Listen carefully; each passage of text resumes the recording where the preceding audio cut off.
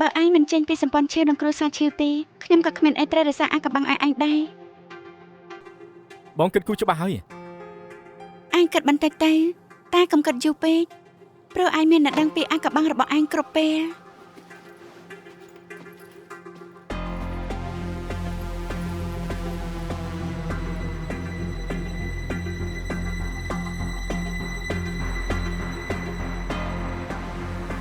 អាឡូ Simon ឆាប់ជួយលួចទ្រព្យសម្បត្តិរបស់ខ្ញុំទាំងអស់ចេញទៅតម្លៃថោកតែក៏មិនអីដែរសំខាន់គឺបានលឿន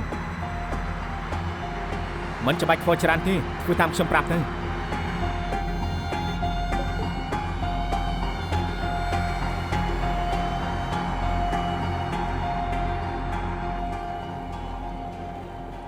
មិនទីដឹង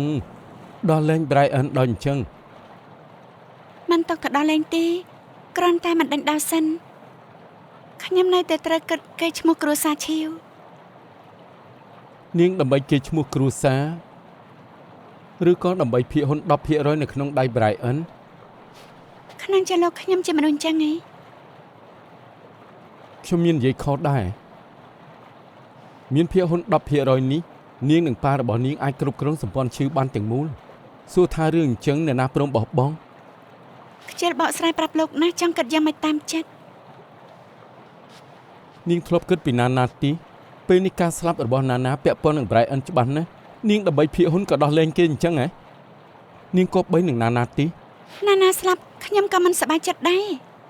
តែសើបយូរអញ្ចឹងហើយក្រៅពីសង្ស័យលោកមានផតតាំងជាលក្ខណៈបញ្ជាក់ថា Brian ពាក់ព័ន្ធនឹងការស្លាប់ណាណាទេឲ្យតែបកអាក្រាតប្រវត្តិ Brian បានន័យថាគេមានមូលហេតុសម្រាប់មនុស្សមានមូលហេតុសម្រាប់ក៏មិនបានន័យថាគេសម្លាប់សរុបទៅណាណាជាប្អូនស្រីខ្ញុំនាងចង់ដោះលែង Brian វាជារឿងនាងតែខ្ញុំត្រូវតែបកអាក្រាតល្អលោកចង់ធ្វើយ៉ាងម៉េចធ្វើអញ្ចឹងទៅតែកុំភ្លេចណាថារឿងតែមកដល់ការឡើងដោយសារតែពូឈឹងការគាត់នៅរស់ម្នាក់ចុះចិត្តគាត់ណាគាត់ស្លាប់ហើយលោកចង់ឲ្យគេនិយាយដើមគាត់ទេបើមិននោះក៏ធ្វើតាមចិត្តចុះ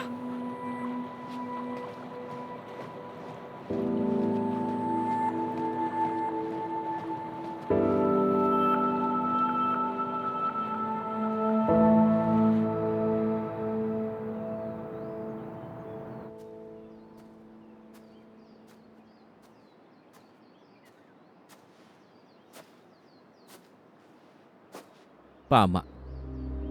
សុខសប្បាយដែរទេ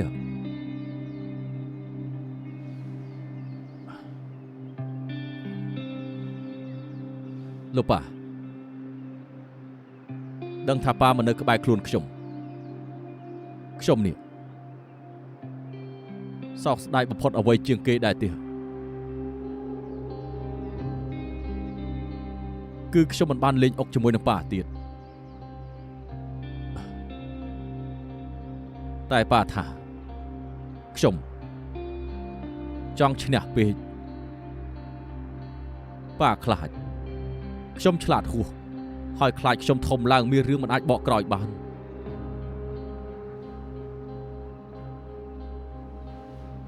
ពេលនោះខ្ញុំមិនអាចកភាពឡើយខ្ញុំយល់ថាការចាត់ការមុនច្បាស់ជាមិនចាញ់នោះទេដូច្នេះខ្ញុំត្រូវតែយកឈ្នះបងប្រុសដើម្បីស្នងគ្រួសារឈៀវប៉ុន្តែ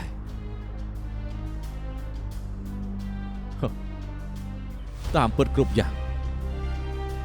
ដែលខ្ញុំធ្វើសិតតែខ្ញុំអ្នកបង្កខ្លួនឯងដល់ថ្ងៃនេះទើបខ្ញុំដឹងការពិតជឿពីនគេបែរជាមិនមែនជាកូនប្រុសបង្កើតខ្ញុំទៅវិញ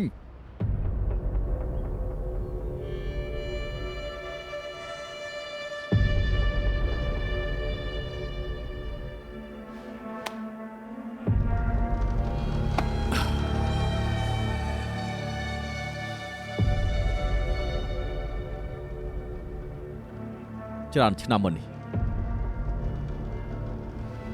ខ្ញុំទុកជឿពីនជាអ្នកស្នងគ្រួសារឈឺមករហូតខ្ញុំខំប្រឹងបណ្ដុះបណ្ដាលគេតែយោគយល់ នឹងផ្ដល់ឱកាសតែលទ្ធផលចុងក្រោយខ្ញុំគ្រាន់តែជួយចិញ្ចឹមកូនខ្លាយគេចិញ្ចឹមកូនប្រុសគេដល់ធំ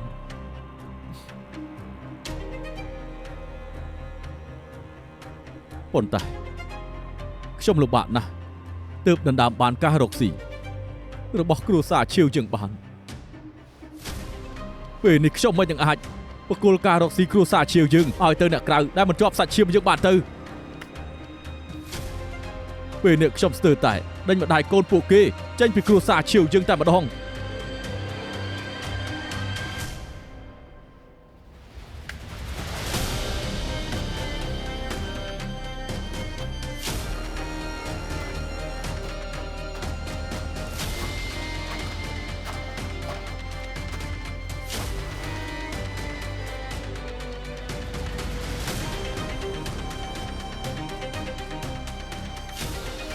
លោកប៉ាអាចបង្រៀនខ្ញុំបានទេ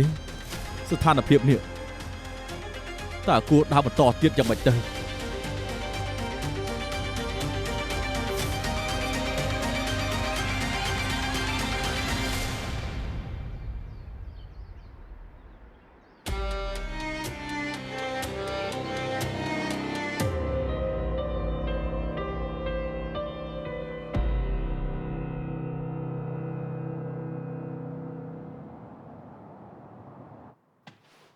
អ្នកនាងឈៀវប៉ានៅទីនៅ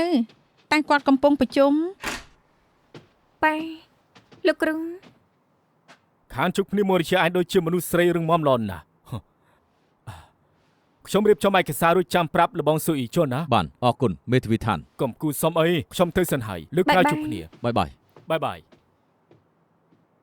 អូជឿធំរសៀលមានណាត់គេទៀតប៉ាចង់ហូបអីនឹងឯងណាប៉ាមានការចង់និយាយជាមួយឯងអូ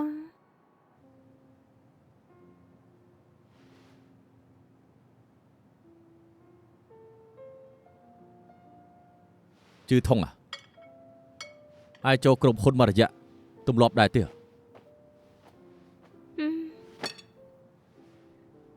រឿងរកស៊ីខ្ញុំមិនសូវប៉ះពាល់ពីដំបូងរៀនពិបាកដែរតែទុកថាជាឱកាសរៀនចោះខ្ញុំនឹងខំប្រឹងណាប៉ាឯងគិតអញ្ចឹងល្អហើយឯងឆ្លាតអញ្ចឹងច្បាស់ជាអាចធ្វើបានល្អ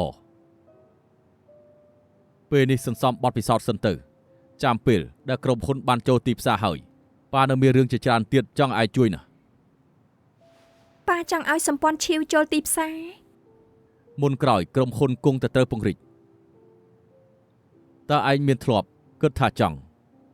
ធ្វើការងារបែបផែនការខ្លះដែរទេរឿងនេះក្រែង Brian ជាអ្នករ៉ាប់រងណាចុះឯងចាប់អារម្មណ៍ទេមិនមែនបញ្ហាចាប់អារម្មណ៍ឬអត់ទេតែពាក់ព័ន្ធដល់ការចូលទីផ្សារអញ្ចឹងខ្ញុំខ្លាចខ្ញុំទប់ទល់មិនបានឲ្យ Brian ធ្វើទៅល្អជាងក្នុងโลกនេះគ្មានអ្វីដែលមិនប្រែប្រួលទេឯងមិនទាន់សាកផងមិនក៏ដឹងថាមិនបានបើប៉ាជឿលើខ្ញុំអញ្ចឹងខ្ញុំនឹងសាកមើលញ៉ាំទៅ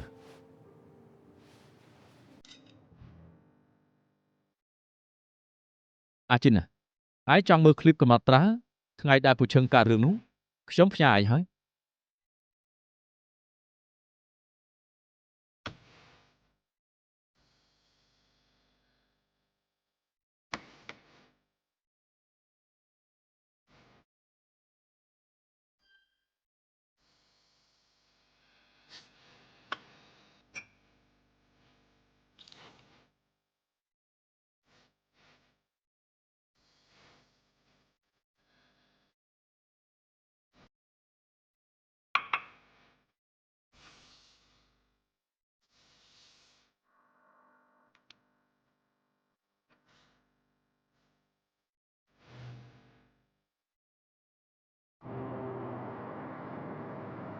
យោងតាមស្លាកលេខឡានរកឃើញម្ចាស់ឡានហើយតែគេទៅធ្វើការនៅដីគោកចាំគេត្រឡប់មកហុងកុងវិញនឹងអាចយកកំណត់ត្រានៅក្នុងឡានរបស់គេបានហើយចាំយូរណាស់ហើយមិនយឺតអីប៉ុណ្ណឹងទេចុះឯងយល់ថាកំណត់ត្រានៅក្នុងឡាននោះអាចថតបានអីខ្លះខ្ញុំយល់ថា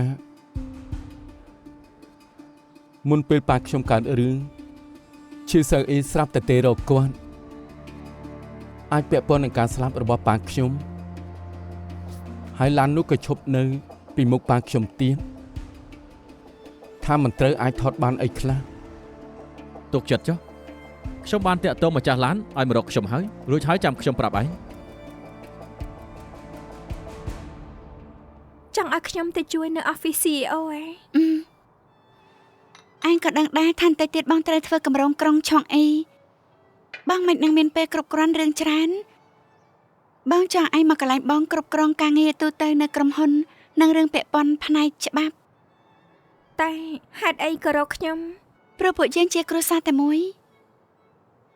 ពេលមុនគ្រួសារឈៀមានរឿងកាត់ឡើងច្រើនធ្វើឲ្យសម្ព័ន្ធឈៀរបបផ្ទៃក្នុងបងចង់ឆាប់ទាញការរស់ស៊ីឲ្យចូលក្នុងផ្លូវត្រូវវិញបងយល់ថាឯងអាចជួយបងបាន ក្នុងចិត្តបងមានជំរើសអ្នកផ្សេងទេ អ្នកផ្សេងមិនមែនគ្មានទេតែបងយល់ថាឯងស័ក្តិសមជាងគេឯងធ្វើការបងទុកចិត្តបងយល់ថាគ្មានអ្នកស័ក្តិសមជាងឯងឡើយសំខាន់បងយល់ថាកំណត់ពួកយើងក៏ដូចគ្នាពួកយើងសហការគ្នាច្បាស់ជាអាចធ្វើឲ្យសម្ព័ន្ធឈាវអនាគតមានមុខមានមាត់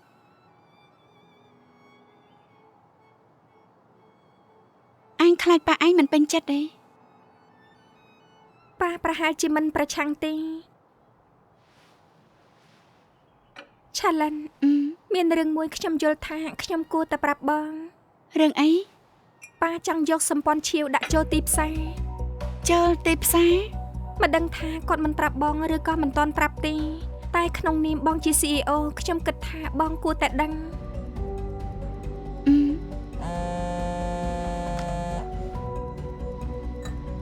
ចាំមិនប៉ាអ្នកគេដឹងខ្លួនហើយ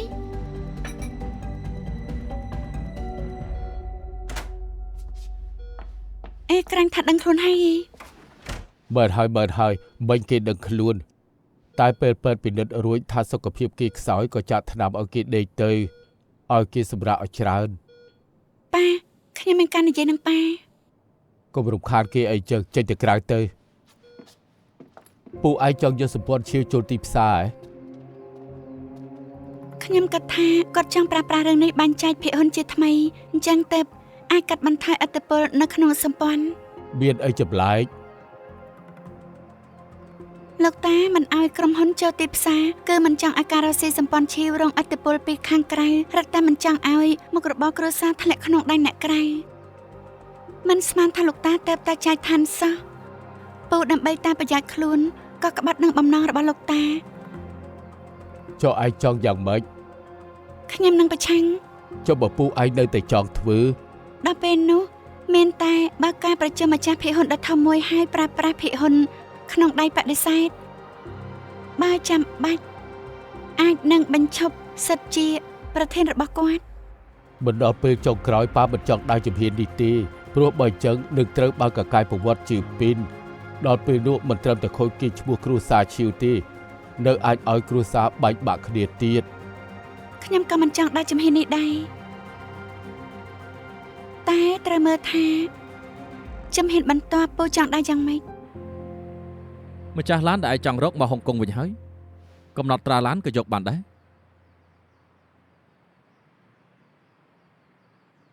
នៅតែថនមិនបានថាប៉ាខ្ញុំទៅណាហើយជួមអ្នកណា មើលឲ្យអស់សិនទៅចាំជិះ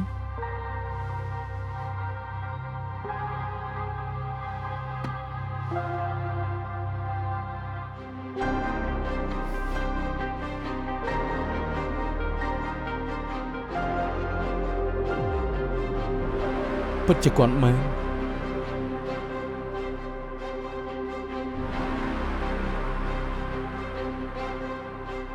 ធ្វើស្អីហ្នឹងសូម្បីការរកស៊ីកន្លែងបោកអ៊ុតក៏2ឆ្នាំដេញថ្លៃម្ដងដែរចង់ធ្វើបាបគេច្បាស់ណាស់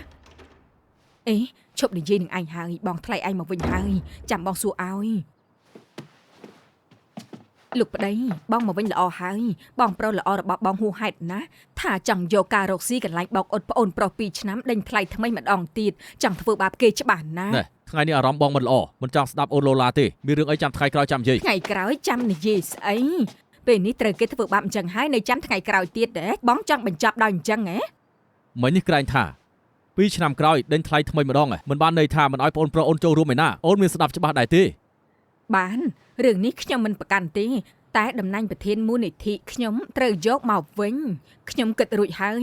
ប្រហែលផលថាស្មារតីជូលីឈីមានបញ្ហាដណ្ដើមតំណែងប្រធានមកវិញ បងយល់ថាអូនក៏មិនល្អដល់ណាដែរតាមបងថាស្មារតីអូនក៏មានបញ្ហាដូចគ្នាមួយថ្ងៃចេះតែជេរអ្នកនេះជេរអ្នកនោះបើសិនជាអូនខ្លាំងមែនទៅរកបងប្រុសបងហើយទៅដណ្ដើមតំណែងប្រធាននឹងការរកស៊ីប្អូនប្រុសអូនមកវិញទៅ បងនិយាយស្អីជូលីឈីនោះដណ្ដើមតំណែងប្រធានខ្ញុំទៅបងក៏ឲ្យខ្ញុំទ្រាំពេលដែលស្រីឈួតនោះចង់ឲ្យខ្ញុំស្លាប់ជាមួយគេបងក៏ឲ្យខ្ញុំទ្រាំពេលនេះឪពុកកូនគេលេងល្បិចបងបែរជាមកស្ដីឲ្យខ្ញុំធ្វើអីខុសទៅហេតុអីត្រូវរងកំហឹងពីគ្រួសារឈៀវពួកបងយ៉ាងអញ្ចឹងទៅវិញ អូននិយាយស្អីគ្រួសារឈៀវម្នាក់ណាធ្វើអូនរងកំហឹងគ្រប់យ៉ាងសិតតែអូនបកកឡើងដល់ខ្លួនឯងទេខ្ជិលរវល់នឹងអូនណា ល្អណាស់ខ្ជិលរវល់នឹងខ្ញុំហ៎ខ្ញុំនឹងរើទៅផ្ទះម្ដាយខ្ញុំភ្លាមកុំឲ្យទៅភ្នែកបងនៅទីនេះ មិញយ៉ងជួយរៀបចំវេលាគេទៅ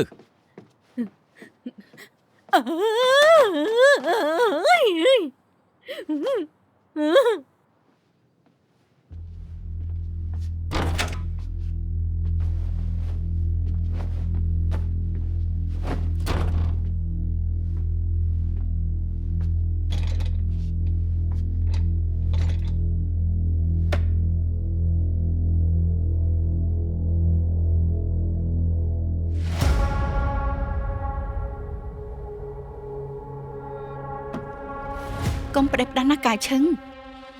សុកជូនអំណោយឲ្យចៅស្អីកុំស្មានថាជឿពិនជាកូនប្រុសលោកទារកក៏ជាចៅប្រុសលោកណាកុំភ្លេចឲ្យសោះជឿពិនត្រកូលឈៀវក្រោយកូនកាត់មកក៏ត្រកូលឈៀវដែរមិនពាក់ព័ន្ធនឹងត្រកូលកែលោកទេ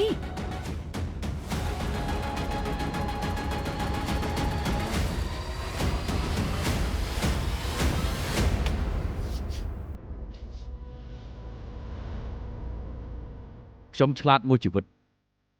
តែពេលនេះទើបដឹងថាខ្ញុំជួយចិញ្ចឹមកូនឯងអស់ជាង30ឆ្នាំលោកឈៀវខ្ញុំសុំទោសផងជាកំហុសខ្ញុំទៅស្លាប់ទៅអាចរៃឯងសុំទោសយើងមួយម៉ាត់តែកំហុសយើង30ឆ្នាំឲ្យយើងជួយចិញ្ចឹមកូនឯង30ឆ្នាំនេះបើយើងមិនវាយឯងឲ្យស្លាប់យើងមិនមែនជាតកោឈៀវទេ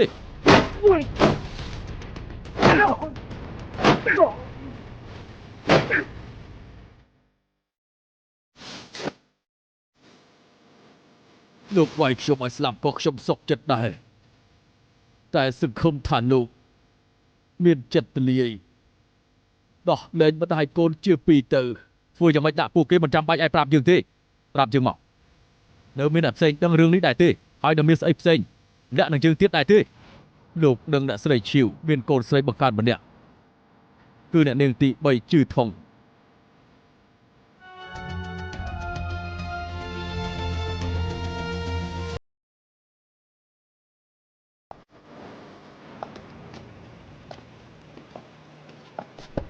បោះ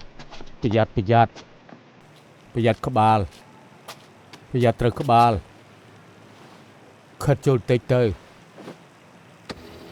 ប៉ុណ្ណឹងស្រួលខ្លួនទេអាយ៉ាបោះអូខេហើយពួកយើងទៅណា ទុកចិត្តចោ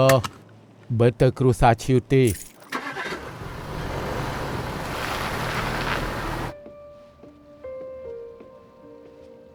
អូនសម្លាញ់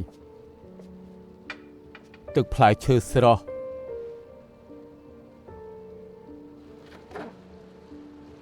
បងដឹងថាអូនមិនចង់ទៅគ្រួសារឈៀវឃើញពួកគេ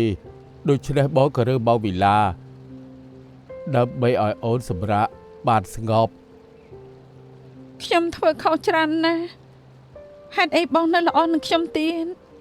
ពេលដែលអូនកើតរឿងបងខ្លាចណាស់បងខ្លាចថាអូនលែងដឹងខ្លួនបងតែកំដរអូននៅពេទ្យរាល់ថ្ងៃតែអូននៅតែសន្លប់ដដែលហើយបងធ្លាប់គិតថាបើសិនជាអូនមានបញ្ហាអីនោះអូនច្បាស់ជាសងសឹកគំនុំជួអូនតែពេលដែលអូនដឹងខ្លួននោះបងយល់ថាអាយ៉ាសងសឹកស្អីគំនុំស្អី វាមិនសំខាន់ទេសំខាន់គឺអូនអាចនៅក្បែរខ្លួនបងទៅបានហើយ លោកប្តី បាទហើយឬកន្លងហួសហើយឈប់គិតទៀតពួកយើងអាចនៅជាមួយគ្នាទៀតជានិស្ស័យពួកយើងត្រូវចេះថែរក្សាគ្នាកុំបោះបង់អូនសម្លាញ់ស្ដាប់បងណាឈប់គិតពីរឿងដែលមិនសប្បាយចិត្តទៀតទៅ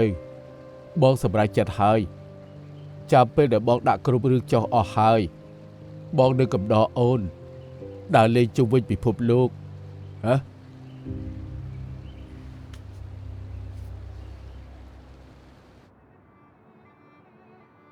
ប៉ាចង់ផ្ទេរភិហ៊ុនទាំងអស់ឲ្យខ្ញុំហី បែនពេលខាងមេធាវីរៀបចំឯកសាររួចប៉ានឹងទៅសញ្ញេ ខ្ញុំចង់ដឹងថាហេតុអី ហើយរឿងបច្ចេកគ្នាក្នុងការរកស៊ីមិនសមនឹងប៉ាទេជាពិសេសពេលដែលនីគីគេរលូតកូនប៊ីសតែនឹងអស់ជីវិតទៀតប៉ារឹតតែយល់ថាត្រូវថែរក្សាអ្នកនៅចំពោះមុខប៉ាសម្រេចចិត្តប្រើពេលដែលសេះសល់នេះកំដរឲ្យគេសោយសុខជីវិតគេត្រូវតែស្ងប់ស្ងាត់ ខ្ញុំអាចមើលថែឲ្យប៉ាបណ្ដោះអាសន្នសិនប៉ាមិនបាច់ផ្ទេរឲ្យខ្ញុំទាំងអស់ទេ ធ្វើមនុស្សហ៎ដាច់ខាតបន្តិចល្អកុំសាំញ៉ាំហើយឯងឆ្លាតណាស់ប៉ាចង់ឲ្យឯងនិងពូឯងដោះស្រាយកំនួចផ្លូវចិត្តដោយសាមគ្គីគ្នាការពីសម្ព័ន្ធឈាវអញ្ចឹងប៉ាអាចស្ងប់ចិត្តអាចកំដរនីគីដើរលេងជុំវិញពិភពលោកដោយគ្មានបារម្ភហើយ អូខេខ្ញុំគោរពការសម្រេចចិត្តរបស់ប៉ាប្រកល់ឲ្យខ្ញុំចុះ បើឯងចង់ការពីសម្ព័ន្ធឈាវឯងត្រូវតែរកវិធីសន្តិភាពមួយជាមួយនឹងពូឯងកុំប្រើធម៌ក្តៅប៉ាដឹងថាវាមិនស្រួលនោះទេអញ្ចឹងហើយទើបត្រូវមើលថាឯងប្រើភាគហ៊ុនដែលមាននៅក្នុងដៃដោយរបៀបម៉េច សន្តិភាពអីខ្ញុំក៏ចង់ដែរតែសំខាន់គាត់ចង់ចឹងឬក៏អត់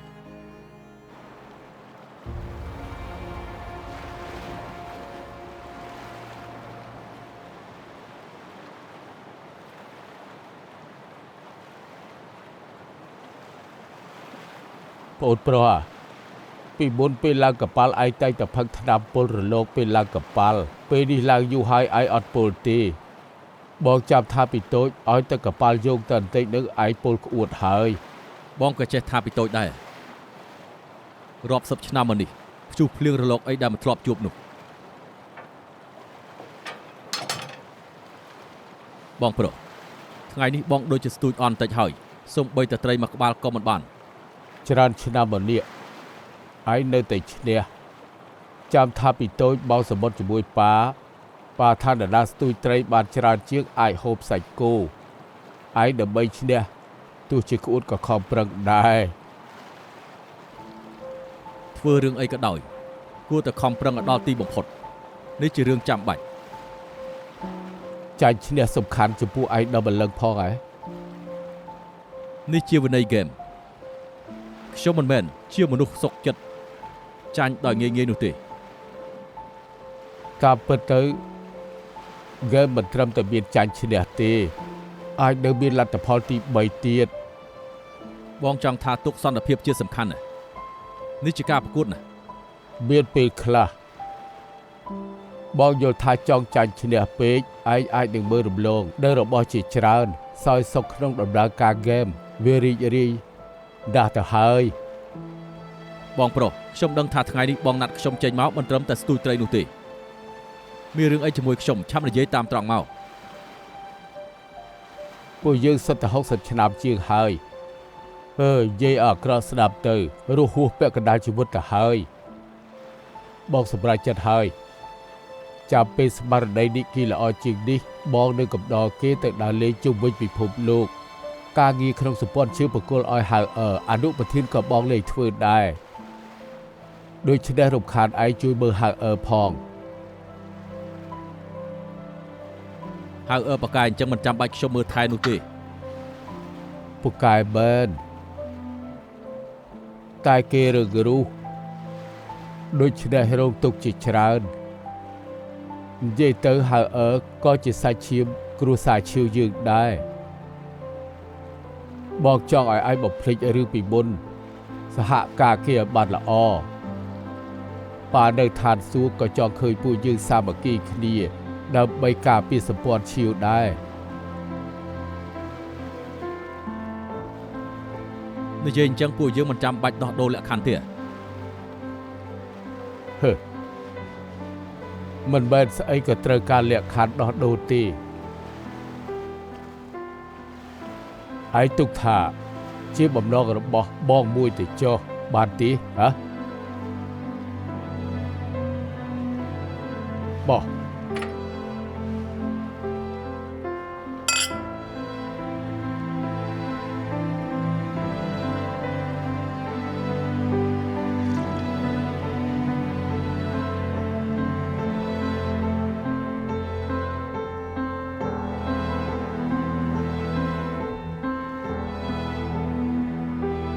ហេតុអីពូត្រូវស្ដាប់ឯងបោះបង់ការចូលទីផ្សារ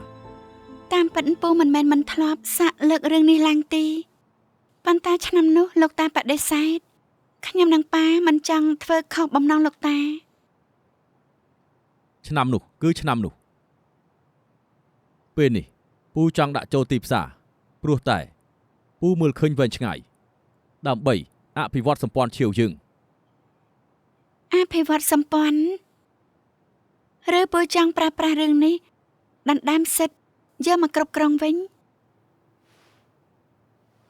ពូជាប្រធានសម្ព័ន្ធក្រែងមានសិទ្ធិធំជាងគេ បើពូនៅតែប្រកាន់ខ្ជាប់អញ្ចឹងខ្ញុំមានតែប្រើច្បាប់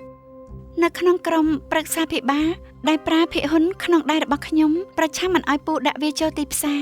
ឯងកុំភ្លេចឲ្យសោះណាខាងពូមានភាគហ៊ុន 50% ណាទោះជាបោះឆ្នោតក្នុងក្រមប្រឹក្សាភិបាលក៏ច្បាស់ជាឈ្នះដែរ មានរឿងមួយពូប្រហែលជាមិនទាន់ដឹង Brian បានខ្ចីលុយពីខ្ញុំលក្ខខណ្ឌគឺយកភាគហ៊ុន 10% មកបញ្ចាំឲ្យខ្ញុំ ថាម៉េច ដូច្នេះក្នុងដៃពូសល់ភាគហ៊ុនតែ 40% ទេ បានបើសិនជាដូចឯងនិយាយ 10% នោះគ្រាន់តែយកទៅបញ្ចាំតែប៉ុណ្ណោះមិនអាចប្រើក្នុងការបោះឆ្នោតបានឡើយណា រឿងនេះខ្ញុំច្បាស់ជាដឹងតែពួកយើងមានភាគហ៊ុន 40% ស្មើគ្នាអ្នកណាឈ្នះអ្នកណាចាញ់ត្រូវមើលថាម្ចាស់ភាគហ៊ុនតើគេបោះយ៉ាងម៉េច មានជំនឿចិត្តដល់ម្លឹងផងឡពូដឹងហើយ មានរឿងជាច្រើនពិបាកគិតទុកខ្ញុំចង់ឲ្យពូគិតឲ្យបានច្បាស់ណា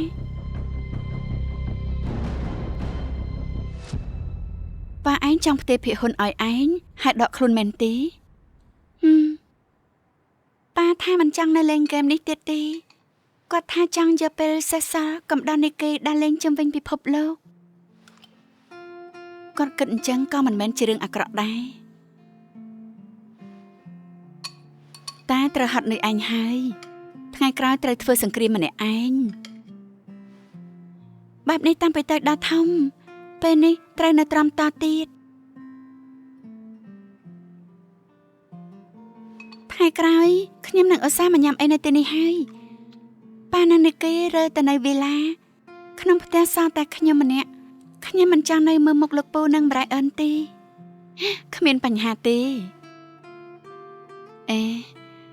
មិនស្មានទេថាគ្រួសារឈៀវមានរឿងច្រើនកើតឡើងចឹងសោះមិនចឹងម៉ាក់ថាឯងរកពូឯងដោះស្រាយដោយសន្តិភាពទៅម៉ាក់ថាលោកតាឯងនៅឋានលើក៏មិនចង់ឲ្យគ្រួសារឈៀវបែកបាក់ដែរ Novel ស្រឡាំង អរគុណមើលណែបងទិញផ្ទះនៅទីនេះហើយបរិស្ថានមិនអន់ទេបងចង់រៀបចំឲ្យអូនឲ្យបានមុនពេលបងចាត់ចែងការងារក្នុងដៃរួចនឹងទៅតាមក្រោយយើងចាំមើលមុខកូនជាមួយគ្នា តើហេតុអីត្រូវឲ្យខ្ញុំទៅមុនខ្ញុំចង់ទៅជាមួយបង នៅមានការងារត្រូវធ្វើម្យ៉ាងបងចង់ឲ្យអូននាំម៉ាក់បងទៅដែរ បង លើកទូរស័ព្ទសិនឡូចាំអីហើយកាត់1 លាន ធ្វើស្អីនឹងចង់ទម្លាក់តម្លៃច្បាស់ណាតាមចិត្តចុះកាត់ក៏កាត់ទៅសំខាន់លឿនធ្វើរួចប្រាប់ខ្ញុំណា Brian មានរឿងអីកើតឡើងទៅមិនក៏ខ្ញុំយល់ថាបងដូចជាបញ្ញាប់ចេញពីហុងកុងបងមានអ្វីលាក់បាំងនឹងខ្ញុំមែនទេមិនប្រាប់ឲ្យច្បាស់ខ្ញុំមិនទៅទេ ការពិតបងចង់ប្រាប់អូនយូរមកហើយថាបងមិនមែនជាកូនប្រុសបង្កើតប៉ាទេ ថាម៉េច បងក៏ទើបតែដឹងដែរមកចាំងម៉ាក់តូចទើបជាម៉ាក់បង្កើតរបស់បងណា មិនក៏អញ្ចឹងទៅលើកមុនគាត់បារម្ភពីខ្ញុំម្ល៉េះ សំខាន់នៅពេលនេះឆាលិតបានដឹងរឿងទាំងមូលពេលនេះគឺគម្រាមបងឲ្យបងចាក់ចាញ់ពីគ្រូសាឈីវនិងសម្ព័ន្ធឈីវមិនចឹងទេគឺនឹងបោះអាក្រាតបងឲ្យខូចគេឈ្មោះតែម្ដង មិនអាចទេឆាលិតមិនមែនមនុស្សអញ្ចឹងឡើយ ដើម្បីដេញបងចេញរឿងស្អីក៏គេអាចធ្វើបានដែរបងស្គាល់ពីចរិតប៉ាបងច្បាស់ណាស់បើគាត់បានដឹងថាបងមិនមែនជាកូនប្រុសបង្កើតគាត់ច្បាស់ជាមកដល់លេងបងទេដល់ពេលនោះកុំថាឡើយសម្ព័ន្ធឈីវ តែពីមុនខ្ញុំធ្លាប់ជួបប៉ាបងគាត់បារម្ភពីខ្ញុំនិងកូនណាគាត់មិនដូចជាមនុស្សចិត្តដាច់ទេ គាត់គិតថាកូនក្នុងពួកអូនជាចៅប្រុសបង្កើតគាត់ទើបបារម្ភពីអូន តែ Brian បងមានធ្លាប់ចង់សារភាពនឹងគាត់តាមត្រង់ដែរទេព្រោះពួកបងធ្វើជាឪពុកកូនគ្នាច្រើនឆ្នាំហើយចេញពីចិត្តប៉ិនរឿងនេះអាចនឹងមិនអាក្រក់ដូចជាបងគិតណា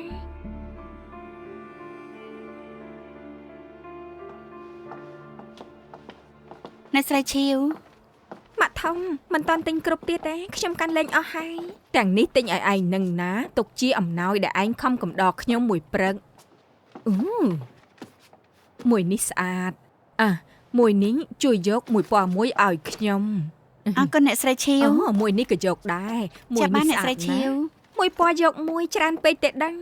ច្រើនស្អីឆូតកាតប៉ារបស់ឯងតើខ្ញុំត្រូវតែឆូតឲ្យផ្ទុះកាតតែម្ដងម៉ាក់ធំពួកយើងទិញអីវ៉ាន់ច្រើនអញ្ចឹងហៅតែកងឡានឲ្យយកអីវ៉ាន់ទៅផ្ទះទៅអី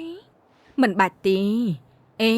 ជួយខ្ចប់អីវ៉ាន់ខ្ញុំទិញមិញហ្នឹងហើយនឹងរបស់ទាំងនេះជួយយកទៅផ្ទះខ្ញុំទៅអរគុណម៉ាក់ធំ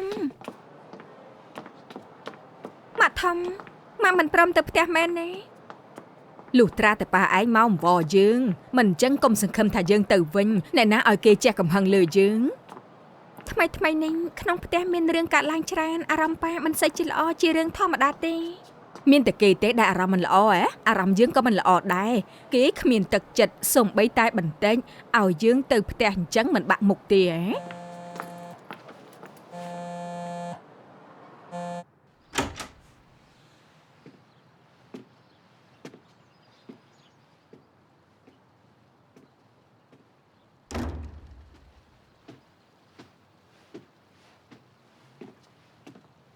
បងមកវិញហើយមកហូបចិត្តរួចហើយចាំឲ្យមីងយ៉ុងរៀបចំចុះ មិនហូបទេ មិនញ៉ាំបាយញ៉ាំស៊ុបទៅបានទេ តែជាមានបញ្ហាហើយប្រាប់ហើយថាមិនហូបទេ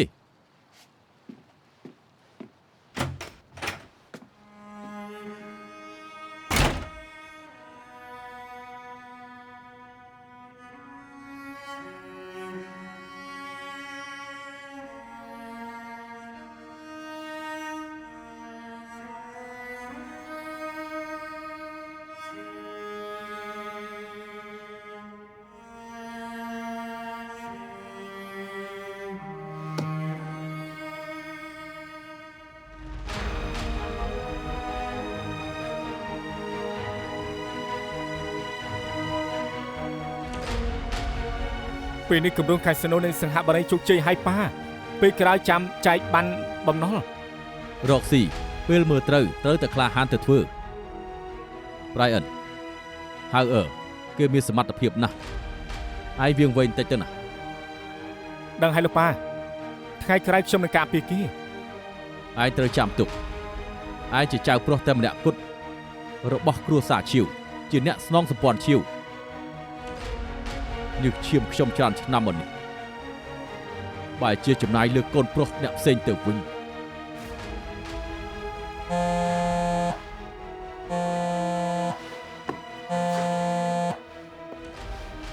អាឡូ ដែលលោកឲ្យខ្ញុំកែខ្ញុំបានកែរួចហើយលោកមើលសិនទៅណា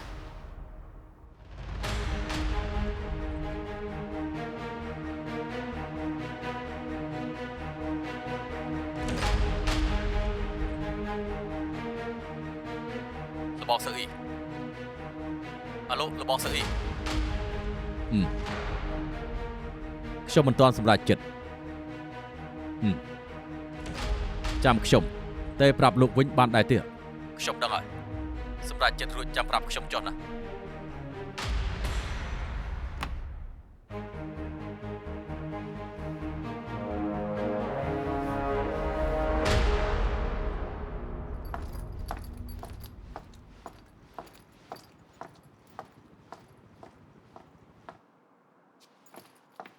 កាយជីនរកខ្ញុំមិនទាន់មានការអី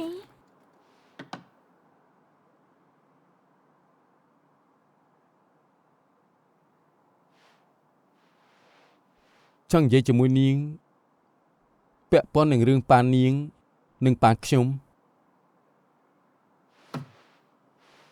មើលឃ្លីបនេះសិនទៅថ្ងៃប៉ាខ្ញុំកើតរឿង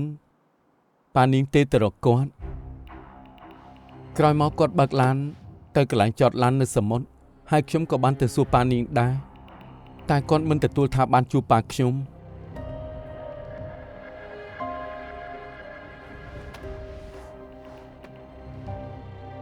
ពេលនេះច្បាស់ណាស់ថាប៉ានាងបានបើកឡានទៅទីនោះក្នុងពេលប្រហាក់ប្រហែលគ្នា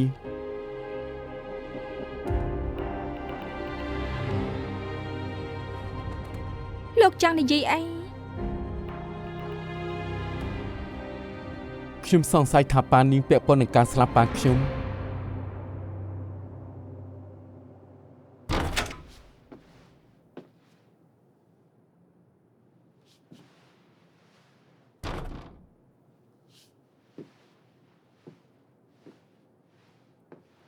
លោកប៉ា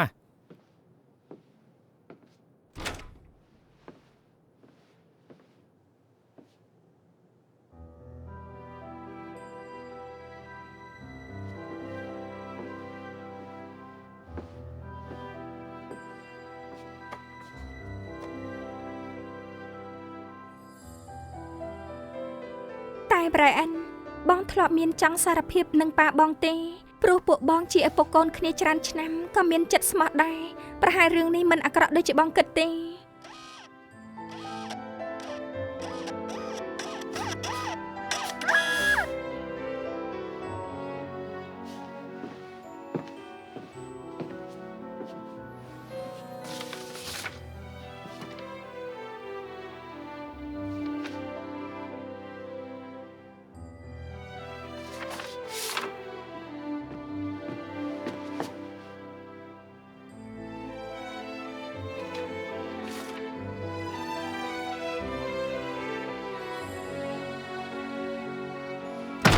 ហេតុអីក៏លួចមើលឯកសារយើង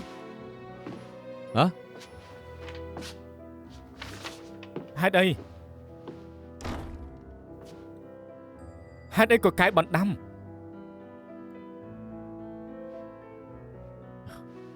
នៅសួរយើងទៀត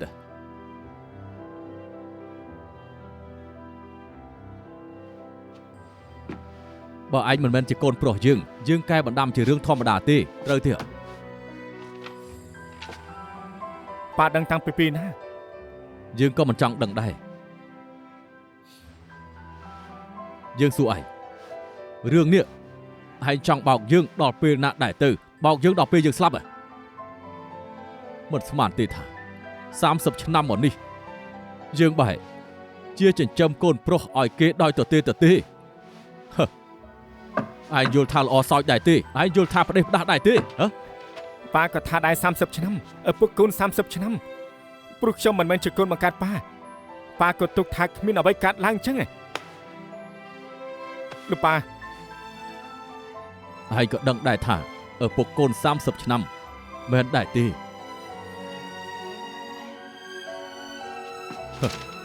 បើឯងខ្វល់ពីមនុស្សចេតនា30ឆ្នាំមកនេះមិនមែនឯងអាចយកភាគហ៊ុន 10% បញ្ចាំឲ្យទៅហៅខ្ចីលុយគេឡើយហេតុអី ឯងយកលុយទាំងអស់នោះទៅធ្វើស្អីកូននៅក្នុងភ្នែកឯងមានតែលុយតែប៉ុណ្ណោះយើងជាស្អីក៏មិនមែនដែរ លោកប៉ា កុំហៅយើងថាប៉ាទៀតយើងដឹងថាឯងគិតអីព្រោះតែឯងដឹងថាមិនមែនជាប់សាច់ឈាមនឹងតកោឈៀវឯងគ្មានសិទ្ធិស្នងមរតកតកោឈៀវដូច្នេះឯងក៏ចាត់ការមុនក៏យកភាគហ៊ុនក្នុងដៃឯងដើម្បីបដូរយកលុយទៅតែយើងប្រាប់ឯងតាមត្រង់ចុះតាមពិតយើងមិនទាន់សម្រេចចិត្តកែបណ្ដាំមរតកនោះទេប៉ុន្តែពេលនេះមើលទៅយើងប្រហែលជាគិតច្រើនហើយដូច្នេះហើយយើងត្រូវតែគិតឡើងវិញម្ដងទៀតដូច្នេះរឿងនេះយើងត្រូវតែសម្រេចចិត្តឲ្យបានច្បាស់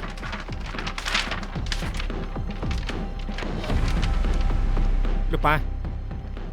ស្ដាប់ខ្ញុំបកស្រាយសិនលោកប៉ា មិនចាំបាច់បកស្រាយទេ អ្នកប៉ា យើងប្រាប់ឯងឆាប់រកលេសល្អមួយចាក់ចេញពីទីនេះចាក់ចេញពីគ្រួសារឈៀវកុំឲ្យយើងឃើញឯងទៀតមិនអញ្ចឹងយើងនឹងបោះអាក្រាតប្រវត្តិឯងដល់ពេលនោះឯងប្រកាសជាខូចគេឈ្មោះអស់មិនខាននោះទេ ខូចគេឈ្មោះប៉ាមិនជួយថាពាក់ព័ន្ធជាមួយប៉ា ឯងខូចគេឈ្មោះពាក់ព័ន្ធស្អីនឹងយើងដែរទៅយើងនៅតែជាអ្នកមានយើងមានលុយតើឯងជាស្អីដែរទៅឯងស្អីក៏មិនមែនដែរឯងមិនមែនជាកូនបង្កើតយើងត្រូវហើយឯងល្ងងអញ្ចឹងគឺឯងខុសពីយើងឆ្ងាយខ្លាំងណាស់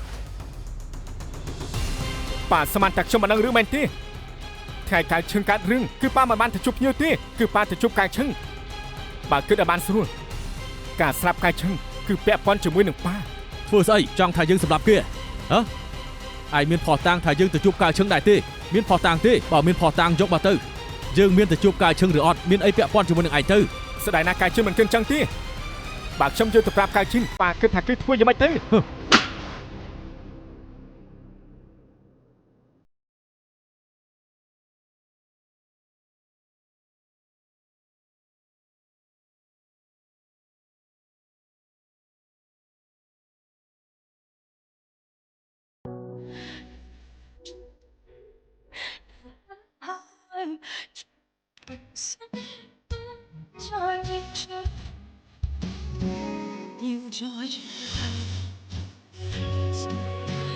Wi-Fi 人同接受已永遠被撕出，為